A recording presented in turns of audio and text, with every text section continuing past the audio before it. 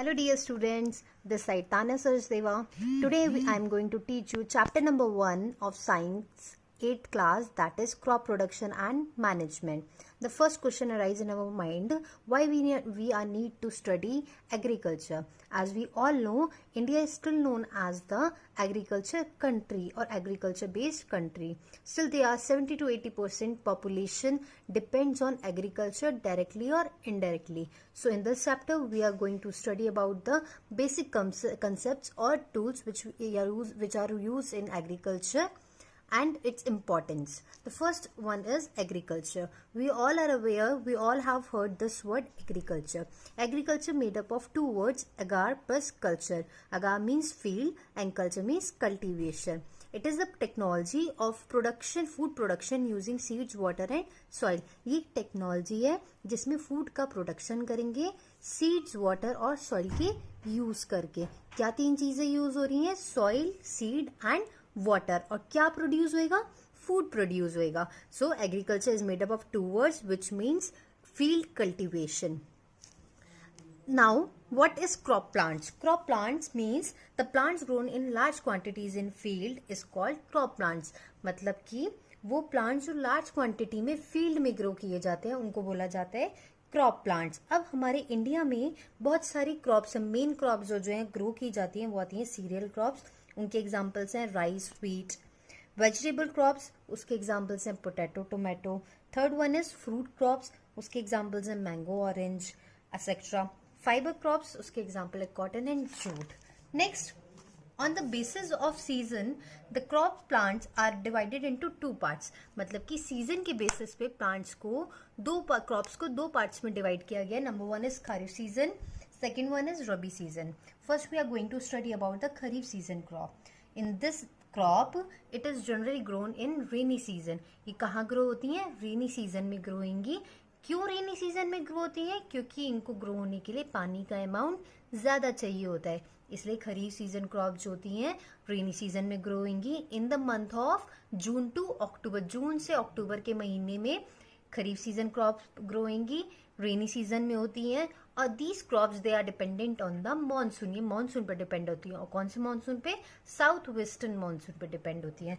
अब वो कौन सी क्रॉप है जो खरीफ सीजन में ग्रो करती है? उनके एग्जाम्पल है paddy means rice, cotton, soybean, groundnut and maize. These are the examples of crop which are grown in kharif season. Next one is rabi season crop. Rabi season crop grown in winter season. Kharif season crop कब grow होती थी? Rainy season में. और rabi season winter season में grow होती है in the month of October to March. वो कौन से महीने में होती थी? From June to October. And rabi season crop grown in winter season in the month of October to March. And they are not dependent on monsoon. ये monsoon पर depend नहीं होती है. इनके एग्जाम्पल्स हैं pea, mustard, linseed, grams, clover. These are the examples which of crop which are grown in rabi season crop. Next is horticulture. What is horticulture? Horticulture is made up of two words, hortus plus color. Hortus means garden and culture means cultivate. वो vegetables या वो fruits जो एक garden में grow किए जाते हैं और उसकी जो एक क्वालिटी होती है वो इम्प्रूव करी जाए, उसको बोला जाता है, उस ब्रांच को बोला जाता है हॉर्टिकल्चर. अब basic agriculture practices of crop production. क्या क्या प्रैक्टिसेस की जाती हैं किसी भी क्रॉप को ग्रो करने के लिए? अब ऐसा तो नहीं है कि डायरेक्ट सीड को हम फार्मर्स लगाते हैं और वो ग्रो करना स्टार्ट कर देती हैं. सबसे बहुत सारे स्टेप्स होते हैं जो एक फार्मर परफॉर्म करते हैं before sowing any seed. So, the activities or tasks which a farmer performs to cultivate a crop are referred as agriculture practices. मतलब कुछ activities या कुछ steps जो एक farmer perform करेगा किसी भी crop को cultivate करने के लिए उसको बोला जाता है agriculture practices. Now there are various steps. The first one is preparation of soil. ना soil को तैयार करना. अब क्या किया जाता है इसमें कि सॉइल को हम लूज करेंगे या फिर टर्न करेंगे, उसको बोला जाता है प्लफिंग और टिलिंग. फर्स्ट स्टेप हमारा है preparation of soil which means the process of turning और loosening the soil is called ploughing और टिलिंग. प्लफिंग बोला जाएगा उसको और टिलिंग बोला जाएगा. अब क्वेश्चन अराइज होता है कि क्या जरूरत है हमें प्लफ करने की या सॉइल में स्पेस बनाने की, उसको लूज करने की. So they are few points. The first one is, जब हम सॉइल को लूज करेंगे तो सॉइल की कैपेसिटी वाटर और एयर को होल्ड करने की बढ़ जाएगी. The first one is it helps in loosening the soil so that it can hold water and air. is loose soil also help in the growth of earthworm and microbes.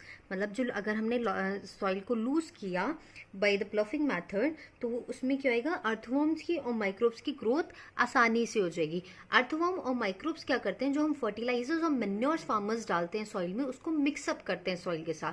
So they are essential for the growth of soil और for the quality of soil. The third point is it aerates the soil.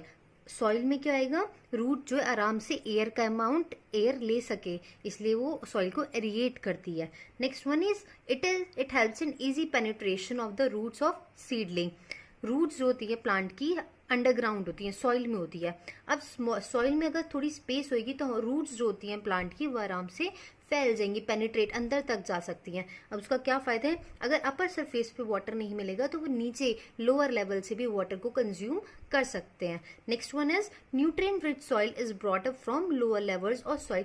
क्या होता है basically कि soil की layers होती है, जो upper layer जो होती है सॉइल की उसमें न्यूट्रिएंट्स का अमाउंट कम होता है in comparison to deep layer of soil. जब हम सॉइल को टर्न करेंगे या लूज करेंगे तो जो न्यूट्रिएंट रिच सॉइल है वो अपर सरफेस पे आ जाएगी. अब आपके माइंड में एक क्वेश्चन अराइज होएगा कि ऐसा क्यों होता है कि अपर सरफेस पे न्यूट्रिएंट्स कम होते हैं. जब सॉइल की जो अपर सरफेस है उस पर एनिमल्स भी होंगे, माइक्रो ऑर्गेनिजम्स भी होंगे, सनलाइट भी फॉल होगी, तो वो न्यूट्रिएंट्स को कहीं ना कहीं हार्म कर देते हैं या फिर न्यूट्रिएंट्स को एब्जॉर्ब कर लेते हैं. इस वजह से लेस न्यूट्रिएंट वाली सॉइल होती है ऊपर. Next point is it helps in removing the seeds by uprooting them. Weeds क्या होते हैं, अगर जब हम प्लफिंग करेंगे तो वीड्स रिमूव हो जाएंगे. वीड्स होते हैं unwanted plants.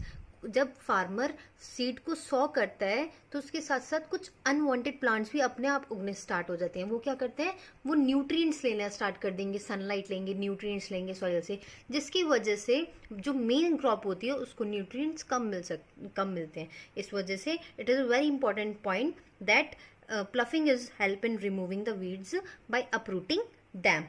Next point is what are the tools which are used in pluffing or tilling. कौन से टूल्स हैं जो प्लफिंग में यूज होते हैं या फिर टिलिंग में यूज होते हैं. Number one is used for preparing the soil.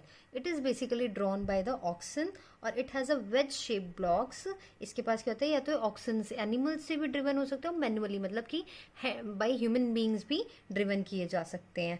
पर जो मैनुअली किए जाते हैं वो उसमें क्या होता है, ज़्यादा टाइम लगता है और ज़्यादा लेबर लगती है. लेकिन जो जैसे जैसे टेक्नोलॉजी डेवलप्ड हो रही है तो bye the help of instruments like tractor की हेल्प से ये इंस्ट्रूमेंट्स यूज किए जाते हैं, टूल्स यूज किए जाते हैं. अब प्लफ क्यों किया जाता है, it helps in adding the fertilizer to the crops. Fertilizers add करते हैं क्रॉप में. सेकेंड वन इज टिलिंग के लिए यूज होते हैं and third one is it is use for removing the weeds. Next tool is hoe. Hoe is use for loosening the soil as well as removing the seeds. वो प्लफ किस लिए use होता था, रिमूव करता था सीड्स को, tilling करता था और फर्टिलाइजर्स को ऐड करता था. वेयर एज हो क्या करता है, ये सॉइल को लूज करेगा और वीड्स को रिमूव करेगा. It is basically like knife, जैसे चाकू होता है वैसे ही होता है. और it is driven by animals, animal से ड्रिवन किया जाता है. Next third one is cultivator. Cultivator जो होता है, आजकल जो लार्ज फील्ड है उसमें प्लफिंग के लिए कल्टीवेटर यूज किए जाते हैं और ये ट्रैक्टर्स यूज करते हैं, ड्रिवन करते हैं. It saves time and labour. Fourth one is leveller. Leveller क्या होता है, एक वुडन प्लैंक टाइप का शेप का होता है और ये एनिमल्स और ट्रैक्टर दोनों से ही ड्रिवन किया जा सकता है. The first points we have studied is preparation of soil. The next point we are going to study is sowing. Sowing is the process of putting seeds in the soil. जब हम seed को soil में डालते हैं उस process को बोला जाता है सोइंग. अब जब हमने सीड को सो कर दिया उसके बाद कुछ प्रिकॉशंस लेने पड़ते हैं, जैसे कि जो हमने सीड सो की है उसकी हाई क्वालिटी होनी चाहिए, यील्डिंग क्वालिटी होनी चाहिए, हेल्दी होना चाहिए, डिसीज रेसिस्टेंट होना चाहिए. द सेकेंड पॉइंट है जो सीड हम सॉइल में ग्रो करते हैं या सो करते हैं वो एक राइट डेप्थ पे डालना चाहिए। राइट डेप्थ पे क्यों डालना चाहिए? अगर हमने सीड को बहुत ज़्यादा नीचे डाल दिया तो उसको प्रॉपर न्यूट्रिएंट्स नहीं मिल पाएंगे, मतलब कि जब वो शूट जो उसके डेवलप नहीं हो पाएगी, ऑक्सीजन नहीं मिल पाएगी ग्रो करने के लिए। और अगर हमने सीड्स को अपर सरफेस पे ही कर दिया तो जो सीड्स होते हैं वो एनिमल्स उसको ईट कर जाएंगे, बर्ड्स ईट कर जाएंगे, या वाटर अगर जब डाला जाता है प्लांट्स में या फील्ड्स में तो उसके साथ फ्लो ऑफ हो जाएगा। Next third point is the soil should have sufficient moisture. अब सीड को जर्मिनेट करने का फर्स्ट स्टेप है कि वो वाटर को इनटेक करेगा। जब सॉइल में सफिशिएंट अमाउंट ऑफ वाटर रहेगा तभी वो रूट्स एब्जॉर्ब कर पाएंगे, तभी सीड्स एब्जॉर्ब कर पाएगा। तो इसलिए सॉइल में मॉइस्चर का अमाउंट प्रॉपर होना चाहिए। नेक्स्ट वन इज जो हम सीड्स को सो करेंगे उसके बीच में स्पेस मेंटेन रहनी चाहिए, एक प्रॉपर स्पेसिंग होनी चाहिए। अगर बहुत सारे सीड्स एक साथ आ जाएंगे तो उनको प्रॉपर न्यूट्रिएंट्स नहीं मिल पाएगा, सनलाइट नहीं मिल पाएगी, स्पेस नहीं मिल पाएगी कि शूट्स डेवलप कर रहे हैं या रूट सिस्टम डेवलप करें, इसलिए उनके बीच में प्रॉपर स्पेस होनी चाहिए। अब दो चीज होती हैं जो सोइंग जिसपे सोइंग डिपेंड करती है। The number is time of sowing, कि हर क्रॉप का एक पर्टिकुलर टाइम होता है, एक पर्टिकुलर सीजन होता है जिसपे वो ग्रो करती हैं। इसलिए the first point which is important in sowing is time. The second one is depth of sowing. मैंने अभी आपको बताया कि अगर हम सीड को बहुत ज्यादा डीप ग्रो सो कर देंगे तो उसके क्या डिसएडवांटेजेस है, और अपर सरफेस पे कर देंगे तो क्या डिसएडवांटेज है। इसलिए एक प्रॉपर डेप्थ पे सीड को सो करना चाहिए। Now there are two methods of sowing seeds. दो मेथड्स हैं जिससे सीड को सो किया जाता है। नंबर वन इज मैनुअली, मतलब by hand. The second one is by using a seed drill, it is a machine. जो हैंड से हम सीड को सो करेंगे उसमें एक तो टाइम ज़्यादा लेगी, दूसरा लेबर ज़्यादा लेगी, थर्ड वन इज सीड जो हमारे प्रॉपर डिस्ट्रीब्यूट नहीं हो पाएंगे। सीड जो है एक जगह कहीं जगह क्या होएगा, एक जगह इकट्ठे हो जाएंगे और कहीं सीड्स ही नहीं होंगे, जिसकी वजह से उनको जो एक साथ क्लस्टर्स फॉर्म में हो गए हैं उनको न्यूट्रिएंट्स नहीं मिल पाएगा। And the third point is proper depth नहीं मिल पाएगी। आप सबको पता है कि अगर प्रॉपर डेप्थ मिलेगी तो सीड्स ग्रो नहीं करेगा। अब वो एग्जाम्पल्स, वो कुछ क्रॉप्स जो बाय हैंड सो कर सकते हैं जिनके seeds, number one is maize, wheat, बाजरा, मस्टर्ड एंड many more.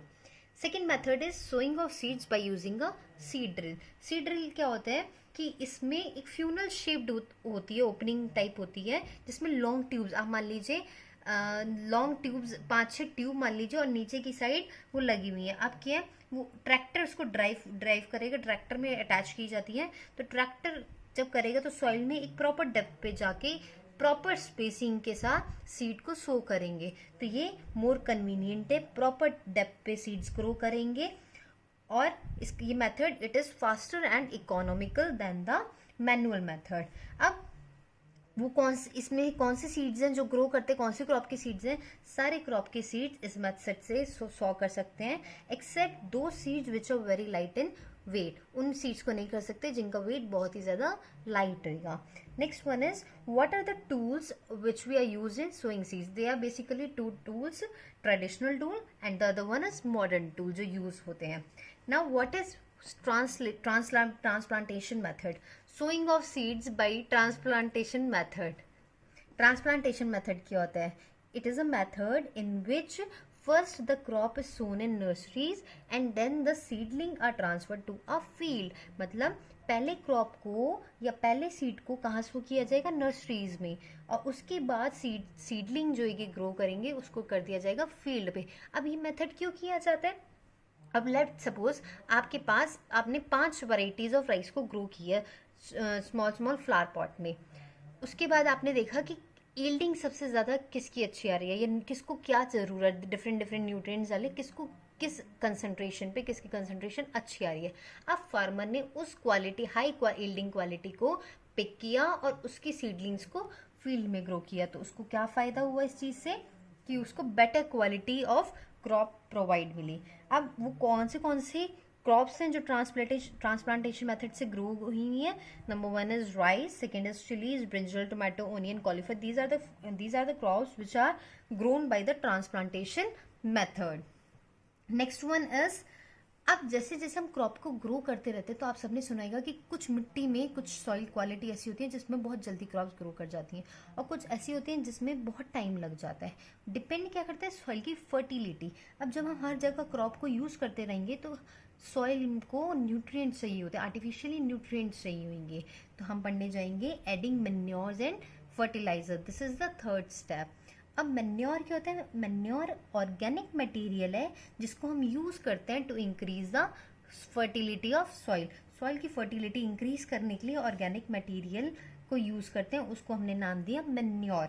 अब मैन्योर में क्या क्या होता है? मैन्योर में माइक्रोबियल डिकम्पोजिशन होएगा, urine of domestic life stock होएगा, और ही वगैरह प्रेजेंट होएगा, प्लांट एंड एनिमल वेस्ट होएगा, ह्यूमन फीसेस प्रेजेंट होंगी, ये सब क्या है? मैन्योर। मैन्योर में नाइट्रोजन का अमाउंट कम होता है, it is less rich in nitrogen, phosphorus and potash. इसी वजह से इसको जहां भी हम यूज करेंगे लार्ज क्वांटिटी में यूज करना पड़ता है। एक जगह आपका फर्टिलाइजर्स है, एक जगह आपका मैन्योर है। मैन्योर आपका ऑर्गेनिक मटेरियल है, फर्टिलिटी इंक्रीज करता है। फर्टिलाइजर भी आपका फर्टिलिटी इंक्रीज करेगा, but it is a chemical. ये इंडस्ट्रीज में बनता है फर्टिलाइजर जो केमिकल्स वगैरह यूज करके होता है। Next, advantages of using manure. Manure को यूज करने के क्या क्या फायदे हैं? नंबर 1 इज सॉइल का जो टेक्सचर होता है, क्वालिटी होती है, वो इम्प्रूव होती है। Next, water holding capacity soil की इंक्रीज होती है। थर्ड वन, जो सॉइल को ये पोरस बनाता है जिसकी वजह से गैस का एक्सचेंज हो सके। फोर्थ वन, सॉइल की एरिएशन कैपेसिटी, एरिएशन इंक्रीज हो जाता है। अब फर्टिलाइजर क्या है? फर्टिलाइजर्स केमिकल्स हैं जो फैक्ट्रीज में ग्रो किए जाते हैं। ये रिच होते हैं नाइट्रोजन के, पोटेशियम में एंड फॉस्फोरस में। एग्जाम्पल फर्टिलाइजर के urea, potash and super phosphate, these are the examples of fertilizers. As fertilizer is a chemical, जैसे फर्टिलाइजर हमने पढ़ा भी कि फर्टिलाइजर केमिकल है, इंडस्ट्रीज में बनता है, तो ये एक्सपेंसिव होता है इन कंपैरिजन टू मैन्योर में। लेकिन आप सबको पता चाहिए केमिकल्स चाहे कितने भी वो हों, लेकिन कहीं ना कहीं हार्म करते हैं। अगर हम एक्सेसिव यूज करेंगे फर्टिलाइजर का तो it cause pollution, river pollution, water pollution कर सकते हैं, सॉइल पॉल्यूशन कर सकते हैं, और एक टाइम के बाद सॉइल की फर्टिलिटी को भी इफेक्ट करते हैं। Next topic is crop rotation. What is crop rotation? Crop rotation is basically the method of successive cultivation of different crops in an ordinary manner on the same field is called crop rotation. Crop rotation क्या होता है कि आप let's suppose करें कि एक farmer है, वो एक पल्स या कोई भी दाल की क्रॉप को ग्रो कर रहे हैं in between the two cereal crop. दो सीरियल जैसे व्हीट और राइस की दो क्रॉप के बीच में उन्होंने अगर पल्स की क्रॉप को ग्रो किया सेम फील्ड पे, तो ये क्या करेगा? It is like a example of crop production. अब क्रॉप रोटेशन का फायदा क्या है? अब आपने फार्मर ने व्हीट ग्रो किया विच इज अ सीरियल, वो क्या होता है? नाइट्रोजन जो सॉइल में नाइट्रेट की फॉर्म में प्रेजेंट होती है उसको कंज्यूम करता है। जब व्हीट की क्रॉप ग्रो करेगी तो नाइट्रेट एब्जॉर्ब करेगी, अब सॉइल में नाइट्रोजन या नाइट्रेट का अमाउंट कम हो जाएगा। फिर व्हीट के बाद फार्मर ने पल्स लेग्यूम्स क्रॉप्स को ग्रो किया, वो क्या करती है? उनके पास स्वेलिंग पार्ट होता है उनकी रूट्स में जिसको बोला जाता है रूट नोड्यूल्स।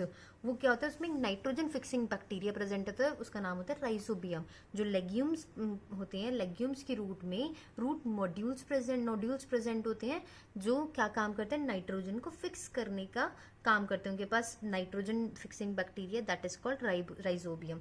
जो एटमॉस्फेयर में नाइट्रोजन प्रेजेंट होएगा वो उसको कन्वर्ट करते हैं नाइट्रेट्स में।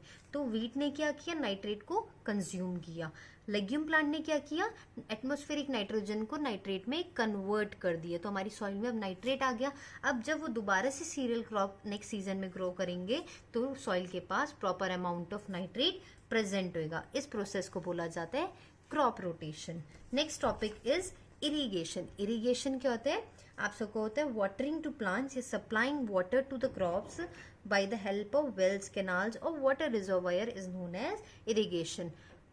जो सीड्स हमने ग्रो करे है, सॉइल में जो सीड्स ग्रो करे उसको पानी देना, उसको बोला जाता है इरिगेशन। अब इरिगेशन जो होती है क्रॉप टू क्रॉप डिपेंड करती है कि किसी क्रॉप को ज्यादा पानी चाहिए होता है, किसी क्रॉप को कम पानी चाहिए होता है। सेकेंड वन है सॉइल टू सॉइल पे डिपेंड करती है, कुछ सॉइल्स को वाटर का अमाउंट कम चाहिए होता है और कुछ को ज्यादा चाहिए होता है। एंड द थर्ड वन है सीजन टू सीजन, कुछ क्रॉप्स ऐसी होती हैं जिनको वाटर का अमाउंट ज्यादा चाहिए होता है। फॉर एग्जाम्पल पैडी क्रॉप आपने पढ़ी, उसको वाटर का अमाउंट ज्यादा चाहिए होता है, और कुछ क्रॉप्स होती हैं जिसको पानी का अमाउंट ज्यादा नहीं चाहिए होता।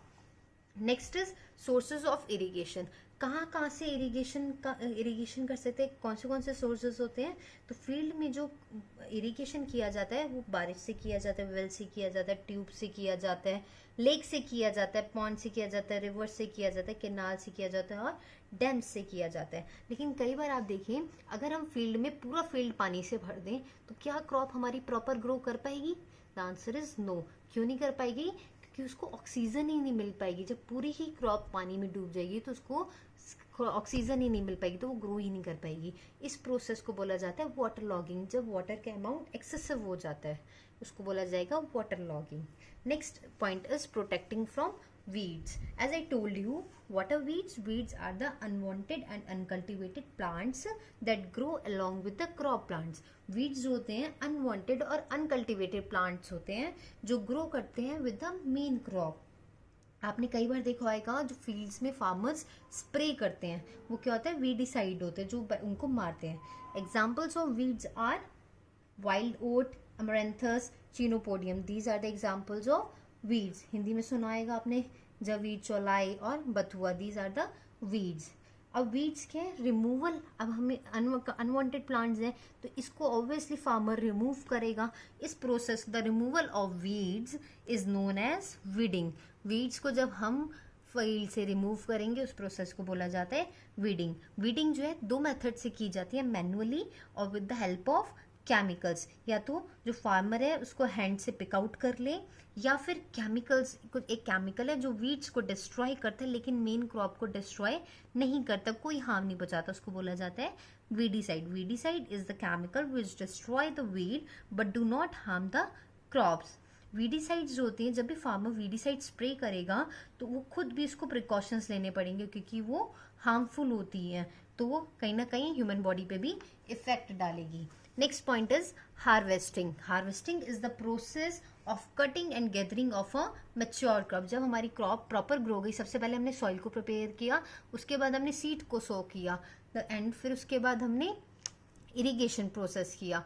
अब जब हमारी क्रॉप प्रॉपर ग्रो कर गई उसको हम रिमूव किया, उस प्रोसेस को बोला जाता है हार्वेस्टिंग। हार्वेस्टिंग के लिए या तो by hand with the help of sickle, मतलब हाथ से भी उसको रिमूव कर सकते हैं, या फिर जो हार्वेस्टिंग के लिए मशीन आती है उसको बोला जाता है कंबाइन और हार्वेस्टर। जो मशीन आएगी उसको बोला जाएगा कंबाइन और हार्वेस्टर। हार्वेस्टिंग जो है एक बहुत इंपॉर्टेंट पॉइंट है क्रॉप की ग्रोथ के लिए। जब सीरियल क्रॉप्स तभी हार्वेस्ट होगी जब मॉइस्चर का कंटेंट 14% बाई वेट कम होएगा। ये मेजर्स होते हैं जब हार्वेस्टिंग की जाती है। Next point is threshing. Threshing is the process of separating grains from the harvested crop. जब क्रॉप्स को हार्वेस्ट कर लिया गया, तोड़ लिया गया, अलग रख लिया गया, उसके बाद ग्रेन्स को जब हमने रिमूव किया उस प्रोसेस को बोला जाता है थ्रेशिंग। ये कैसे किया जाता है? It is done by the help of a machine that is called thresher. ये कंबाइन से भी किया जाता है और थ्रेशिंग से भी किया जाता है। Next point is winnowing. Winnowing is the process of separating grains from the chaff and the hay with the help of wind is called winnowing. आपने घर में भी वो छानते हुए देखा होगा, ऊपर हवा की वजह से जो किया जाता है उसको बोला जाता है विनोइंग। मतलब जो हमारी ग्रेन्स है उसको हमने चाफ और हे से अलग कर दिया हवा की हेल्प से, उसको बोला जाएगा winnowing. Next point is storage. Storage is very important point. As fresh crop has some amount of moisture, it has to be removed because microorganism can grow in the moisture content. मतलब कि जो हमारी fresh crop जो हमारी proper आई है उसके अंदर moisture का अमाउंट होता है, वाटर का अमाउंट होता है। अब अगर हम उसको ड्राई नहीं करेंगे तो उसमें माइक्रो ऑर्गेनिज्म की ग्रोथ हो सकती है। इसलिए बिफोर स्टोरेज इन सब क्रॉप्स को या ग्रेन्स को या हमारी हार्वेस्टेड क्रॉप को ड्राई किया जाता है in the sun to reduce the moisture in it. अब ये क्या करेगा? This prevents the attack by insect, pest, bacteria and fungi. क्यों हम सुखा रहे हैं? क्योंकि बैक्टीरिया जितने भी माइक्रो ऑर्गेनिजम्स हैं या इंसेक्ट है, पेस्ट है, उसको हार्म ना करें। अब फार्मर्स जो होते हैं मोस्टली जो होते हैं जूट बैग्स में, या उसको गनी बैग्स भी बोला जाता है या मेटालिक बिन्स भी बोला जाता है। जूट बैग्स आपने देखे होंगे जिसको हम बूरा भी बोलते हैं। जूट बैग्स, गनी बैग्स और मेटालिक बैग्स में स्टोर करके रखते हैं। अगर ग्रेन्स जो होती हैं हमारी क्रॉप्स जो हैं लार्ज अमाउंट में, तो उनको एक सिलॉज या फिर ग्रैनरीज में प्रोटेक्ट किया जाता है फ्रॉम द पेस्ट। वो कहते हैं बहुत बड़ा टैंक टाइप होता है जिसके अलग अलग लेवल्स होते हैं, अलग अलग लेवल पे अलग अलग क्रॉप्स को स्टोर किया जाता है।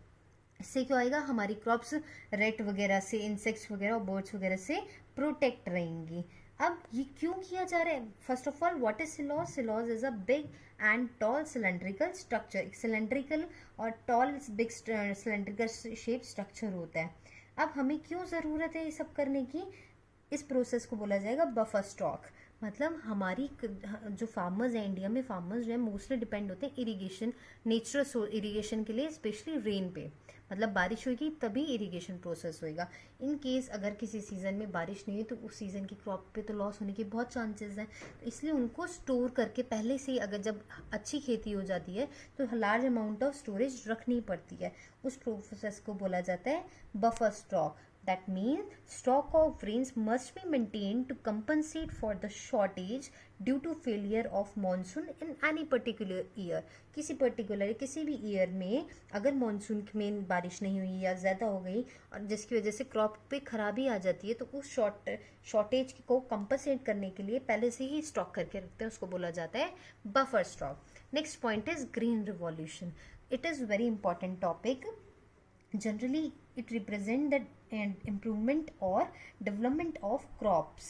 ये क्या शो करते हैं कि हमारे इंडिया में अराउंड 1960 टू 1980 में एक बहुत बड़ा टर्निंग पॉइंट आया था, जब उसको बोला जाता था गोल्डन एरा ऑफ एग्रीकल्चर और गोल्डन रिवॉल्यूशन। तब हमारे पास सेल्फ सफिशिएंट फूड था, हमारी क्वालिटीज़ या फिर टेक्नोलॉजी इम्प्रूव हुई क्रॉप को ईल्ड करने के लिए। अब हमारी टेक्नोलॉजीज डेवलप हुई तब हमारे पास इतना फूड का स्टॉक था कि अगर अकाल पड़ता है या बारिश आती है, ड्रॉट पड़ती है, फ्लड होता है, तो हमारे पास नेचुरल कैलेमिटी से बचने के सेल्फ सफिशिएंट फूड था। अब हमारे इंडिया में जो है इतना अमाउंट है जिससे अगर कभी कोई कैलेमिटी आए तो हमारे पास फूड सोर्सेज आराम से मिल जाएंगे। Next is the MS Swaminathan. He is known as he is the main reason behind the green revolution. He is recipient of World Food Prize for fighting against hunger. ये एक scientist थे जिनको, एक agriculture scientist थे हमारी country के, जिनको world food prize मिला था फाइटिंग अगेंस्ट भूख अकाल की वजह से बचाने की वजह से इनको एक प्राइज मिला था। Next is food from animal sources. अभी तक हमने पढ़ा वो जो हमें प्लांट से मिल रही है कि हमें सीड्स कैसे ग्रो करते हैं, फिर क्या क्या इंपॉर्टेंट क्राइटेरियाज होते हैं, क्या क्या एग्रीकल्चर प्रैक्टिसेस टास्क होते हैं। अब नेक्स्ट पॉइंट है फूड फ्रॉम एनिमल सोर्सेज। वो फूड जो हमें एनिमल से मिलते हैं। कई बार आपने देखा होगा the rearing of animals for a specific purpose. Animals को डोमेस्टिकेट किया जाता है, मतलब पालते हैं लोग, रियरिंग करते हैं, उस प्रोसेस को बोला जाता है डोमेस्टिकेशन। और अगर एनिमल्स को रियर कर रहे हैं, पाल रहे हैं लार्ज स्केल पे, उसको बोला जाएगा animal husbandry. Domestication means rearing of animals for a specific purpose. मतलब गाय को अगर हम पाल रहे हैं तो हम किसके लिए कर रहे हैं?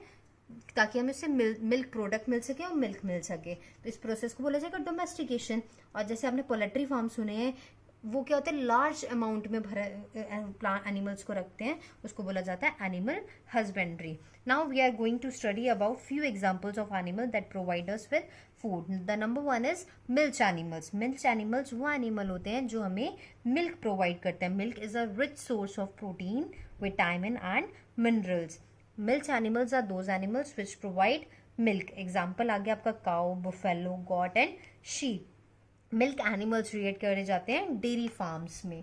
Next is poultry birds. Poultry birds domesticate वो होती हैं जिसमें बर्ड्स को डोमेस्टिकेट किया जाता है फॉर फूड। इसके एग्जांपल्स आ गए कौन सी bird? Chicken, turkey, ducks and geese. These are the some birds which are domesticated. Birds that are specially reared for meat, वो बर्ड्स जो सिर्फ पाली जाती हैं मीट के लिए, उनको बोला जाता है ब्रॉयलर्स। वैसे हम किस लिए रख रहे हैं बर्ड्स को? फूड के लिए, लेकिन मीट के लिए जो स्पेशली कुछ बर्ड्स रखी जाएंगी उनको बोला जाएगा ब्रॉयलर्स। नेक्स्ट जो हम जहाँ पे इसको रखते हैं, बर्ड्स को रखते हैं, उसको बोला जाएगा poultry. The rearing of birds is known as poultry. आपने सुना भी होगा पोल्ट्री फार्म्स वगैरह। Next topic is fishes. Fishes is a rich source of protein. It is highly digestible and growth promoting. मतलब इसमें प्रोटीन का अमाउंट बहुत ज़्यादा है और ये ईजिली डाइजेस्ट हो सकती है और ग्रोथ करती हैं। कुछ फिशेज जो होती हैं वो रिच सोर्स होती हैं विटामिन डी का। एग्जाम्पल इसका cod and shark. Next the breeding, rearing and transplantation of fish by artificial means is called pisciculture of fish farming, जो हम ब्रीड कर रहे हैं, पाल रहे हैं और ट्रांसप्लांटेशन कर रहे हैं फिश का आर्टिफिशियल मेथड से, उसको बोला जाएगा पिसिकल्चर और fish farming. Next one is Honey बीज। आप सबको पता है हनी बीज कहाँ से हनी बीज क्या करती हैं? हनी देती हैं। Honey is rich in water, mineral, sugar and enzyme. ये फूड में भी यूज होती हैं और इसका हाई मेडिसिनल वैल्यू भी होती है। हनी बीज को रियर करने को लार्ज स्केल पे बोला जाता है apiculture. The rearing of honey bees on a large scale is called apiculture. I hope you all understand this chapter. If you like this video, please like and subscribe. Thank you.